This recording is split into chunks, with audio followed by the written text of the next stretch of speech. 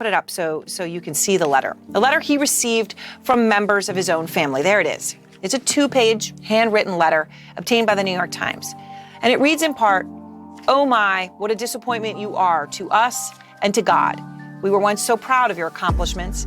Instead, you go against your Christian principles and join the devil's army." They add, "You have embarrassed the Kinzinger family name." Look, this is upsetting to read. It's a family with a giant rift in it. These are real people. This is a real letter. They really believe these things. They deserve empathy. This is not satire.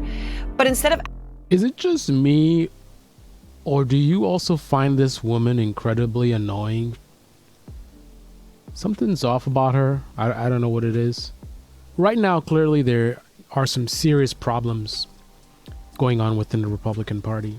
I actually used to sort of defend them, but not actually. I am a nonpartisan. I only started getting into politics in my 40s, so for most of my life I didn't even know the difference between a Republican or a Democrat or a conservative liberal. Those words meant nothing to me prior to 5 years ago. So certainly I have not been indoctrinated into anything, and I was able to make my assessments of these things with my 4-decade-old brain, which is I think a bit of an advantage, because consider a child born into a family that's conservative or Republican or whatever it is. But initially when I started getting into politics and I heard people saying, these Republicans, the Republicans, this, I would say it's not about the Republican Party, right? If you see a Republican doing something corrupt, then sure, call that person out, but it's based on that person's actions. The person is corrupt, not the party. Anybody can be in a party. I could join the Republican Party, right? So don't just put a broad brush on the entire Republican Party. You may agree with some of their fundamental principles. That's back when I thought they actually had fundamental principles, but you can disagree with their fundamental principles, but separate the party from the individual. However, as I've been observing them for a little while now, been watching the Republican Party and the Democrats, I've seen corruption on both sides, but I have not seen anything quite as deep as the Republican Party in terms of corruption, and it's across the board, right? The more I look into it, the more stories come out. We see that it's not just individuals, not just a few people. It's not just a fringe element, like some of them, like people who are Republican voters, perhaps, or conservatives would like to say. They like to think that this is a small portion of the base. It is not. Consider for a moment. I've never once seen a bunch of Republicans all uniting to go after one of their own because of corruption. Didn't they just use COVID non-public information to make money on Wall Street while lying to their constituents? Why wasn't there a bunch of people that went after those Republicans? Politicians are crooked, regardless of what party they're in. There's a lot of corruption, a lot of lies, lots of reasons to go after people in your party. But yet I've never seen them go after anyone in their party for actual corruption. So the first thing I see them going after is because people went against a cult leader. But here's the thing. The Republican Party is in a very, very bad state right now. And conservative media is a big part of the problem. They keep their audience ignorant, and they won't address these things. Like, you're not going to see a video on Blaze TV or Tim Pool or Dave Rubin, Steven Crowder. They're not going to do a video talking about this man's family and that crazy letter. They're not going to talk about how they're censoring these guys simply for voting to convict Trump.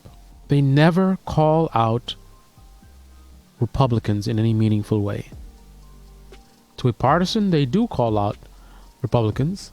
And by that, they mean in the middle of a video about something else, they say something that's kind of negative about a Republican. Right.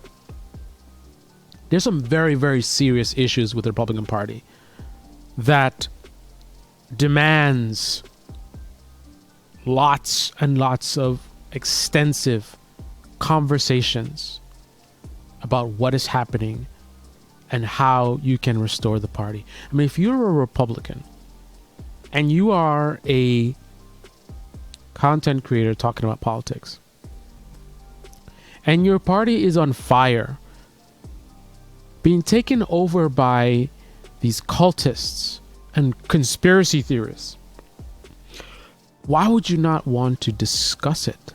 Why would you protect it by keeping your mouth shut? They spend all this time talking about the left. Liberals, the left, the liberals and left. But your party being infiltrated by cultists and getting more corrupt by the hour. That's only worthy of a mention here and there in the middle of videos about other things. I mean, do these conservative creators have any integrity whatsoever? Again, if they are really Republicans and conservatives, that would mean that they want Republican policies, conservative outcomes. So why would they allow the party to self-destruct? It's like they don't care about anything but money and views.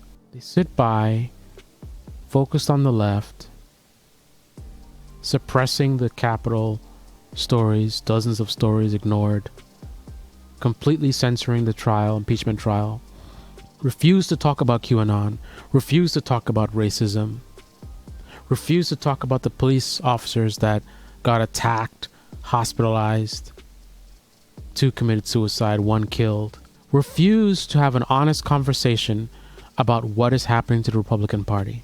After what happened on the 6th and Trump being acquitted, opening the door for one day a true fascist that would make Donald Trump look like a choir boy. The door has been opened for them to rise to power, and they're not going to be as sloppy as Trump. Think about Trump got away even being as sloppy as he is. What happens when a smart, corrupt, real fascist comes into power?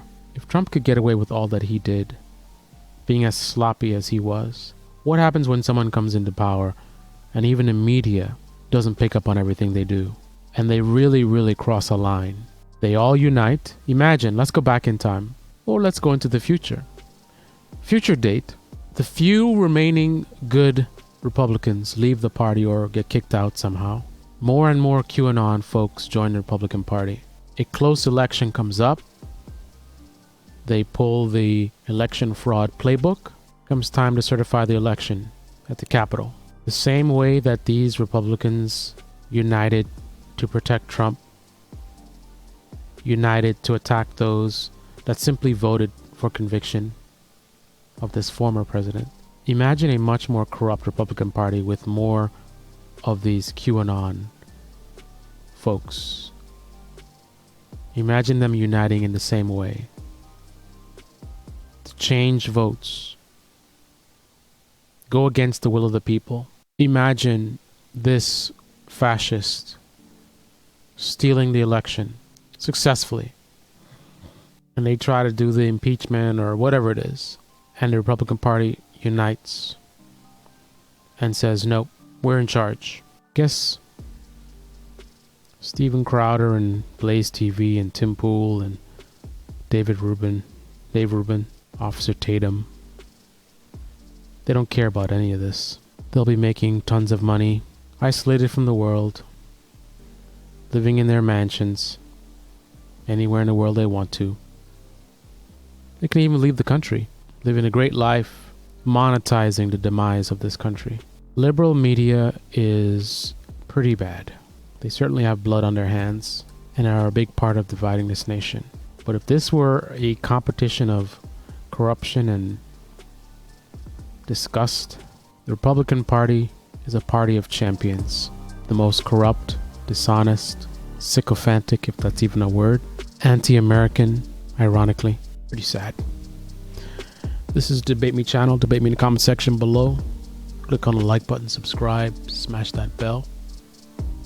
Be well. Man, these conservative channels really don't care. No wonder they voted for Trump. It all makes sense.